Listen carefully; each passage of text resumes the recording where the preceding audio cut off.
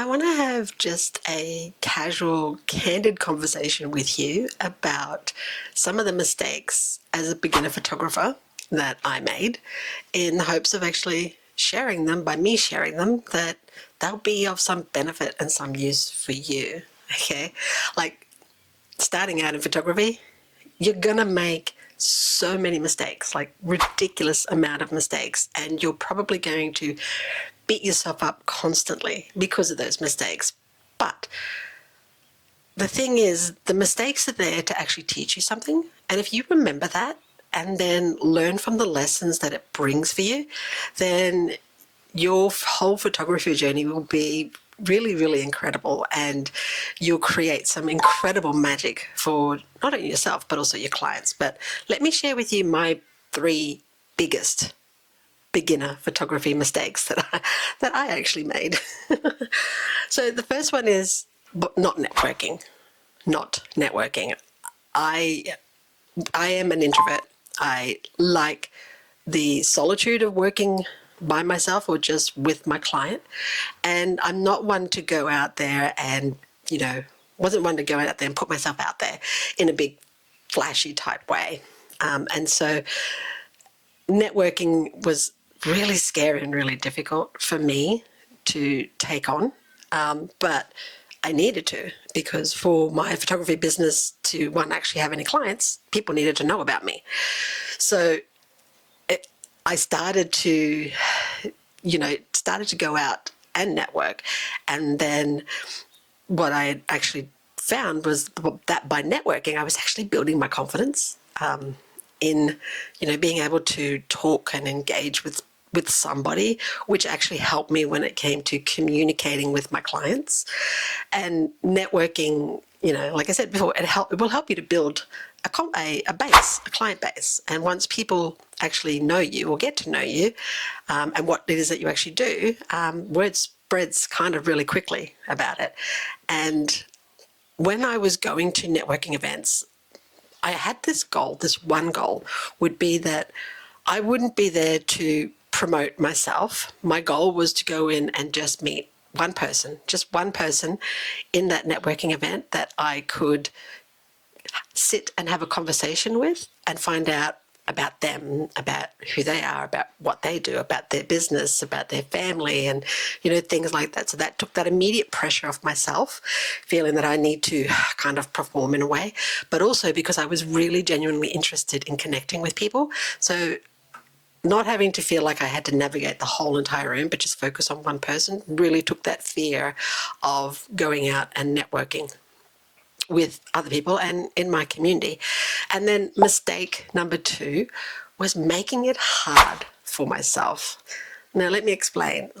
I was thinking that, I needed to have this camera with this lens and do this and have this and this. And oh my God, I could not have been so wrong and so further from the truth than that. And by keeping it and making things simple, really took it to another level with my photography, because using what I had in order to create what I wanted challenged my thinking, challenged the way that I could actually create some beautiful photographs. I built my entire portfolio of imagery for my photography. I built that completely just on a 55mm prime lens and natural light.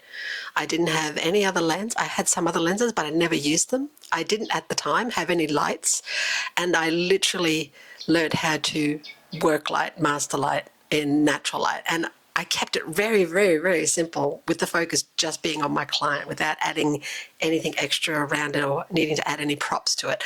So that making it simple for yourself is definitely something that I would say is a really big lesson to learn.